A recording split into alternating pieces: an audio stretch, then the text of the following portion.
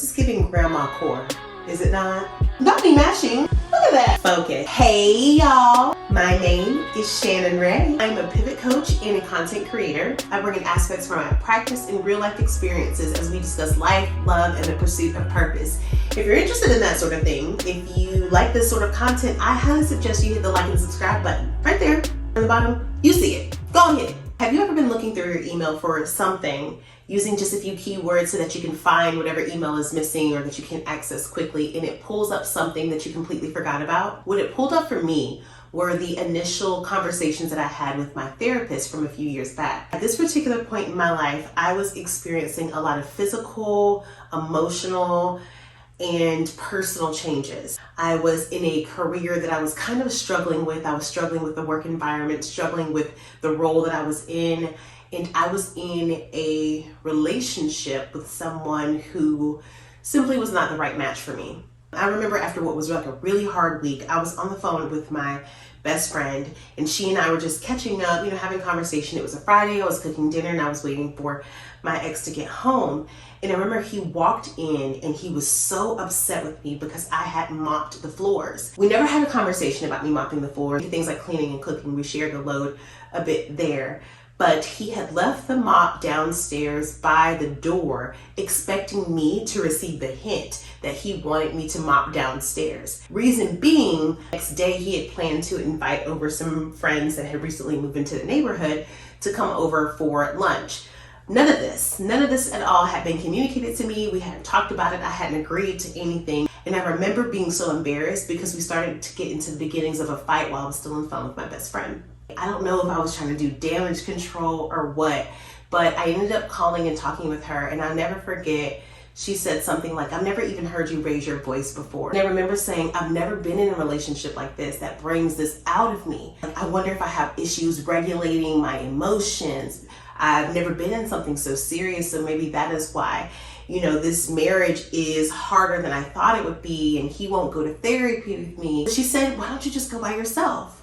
And it clicked. Yeah, I can go by myself. At the time, I thought that since I couldn't work with him on my marriage together, that I would go in and work on myself. So I sent this email to my therapist, who I ended up having for a couple of years after that. We were a few sessions in, where one day I'm like ranting and I'm going on and on about what I'm dealing with and what we were arguing about and how I was feeling and how it didn't seem like I had any space, any room to just be who I was.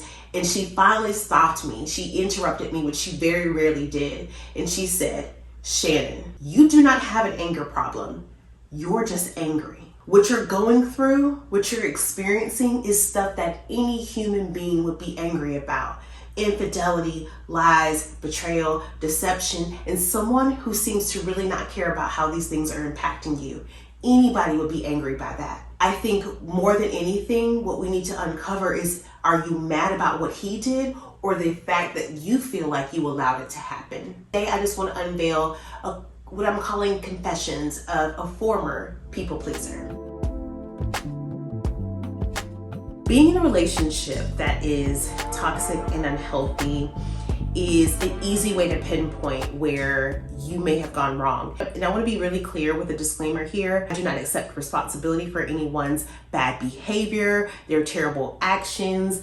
I don't think it's just simply choosing better. I think it's a lot more nuanced than that. That person is responsible for their behavior. We are responsible for our choices, how we process it, and what we do next. As I was going through the process of peeling back the layers of my relationship, my toxic work environment, I had to own the parts of myself that was making choices to accept things that really did not serve me, that directly ignored what I wanted and what I needed. So in working with my therapist, we decided to kind of focus on one issue at a time.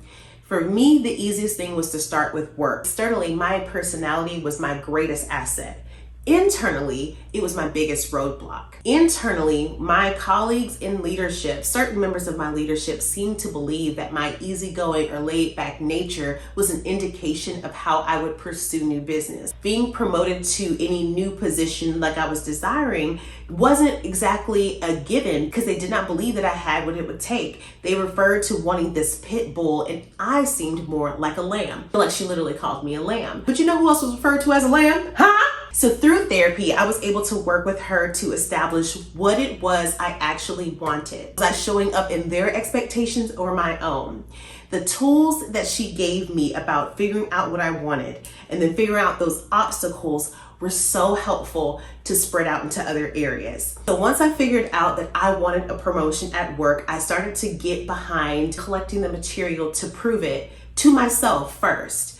I started pulling my numbers. I started looking at the accounts I was working. I started rereading the feedback that I would get from my leadership team when I did something well, the partners, the clients, the external folks when I would do something correctly. Started making sure I was collecting that and really soaking in the fact that I could do this work.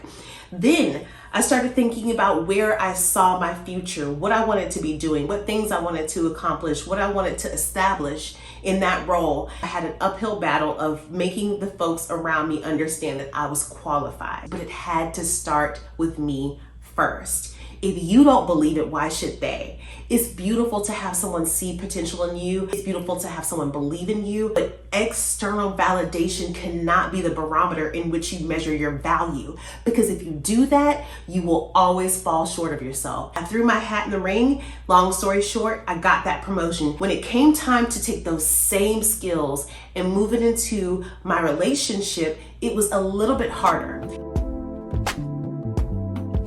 I just want to share with you just a really few quick list of things that I learned to help me in the future set better boundaries, keep those boundaries, and decide who and what gets to stay in my life and who and what have to go. Number one, I don't always have to address the issue in the moment.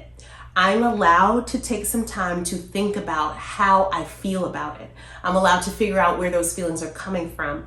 I am allowed to process what has happened. Taking a pause gives me an opportunity to give you a response instead of a reaction. 2, what is the story I am telling myself? When I make this decision, why? What's the story behind it? So for example, your friend is having a dinner. You don't want to go. You're going through a lot.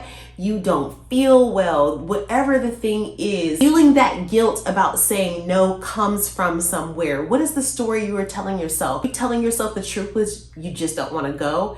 Or are you attaching, if you don't go, this person will think that you don't care. If you don't go, this person will think that you're not a good friend. If you don't go, this person might not invite you to anything else ever again. What is the story that you are telling yourself? And this one was a better mirror. If this happened to somebody else that you love, what would you tell them to do? Sometimes we treat the people around us better than we treat ourselves. Sometimes the expectations we have for the experiences of our friends and our family are higher than we have for ourselves. If your best friend was in a situation where her husband was cheating on her or her job was completely blurring the lines between work-life balance, what would you tell your best friend to do? And navigate that way. People pleasing is a socially acceptable band-aid to cover up the fact that you are hurt, to cover up the fact that you are traumatized, to cover up the fact that you fear rejection, to cover up the fact that you need validation, to cover up the fact that you are going through war in your mind before you even say yes or no to the simplest of questions. We deserve to take a step back and explore that. Not take accountability for how people mistreat us, but take accountability for what we allow to continue taking place, the environments we place ourselves into, the relationships we allow to go on way past their expiration date. What has people pleasing cost you? I hope you enjoyed this video. We will be back to talk more. In the meantime, I hope you have the best day ever. I love you, and I'll see you on the next video. Bye.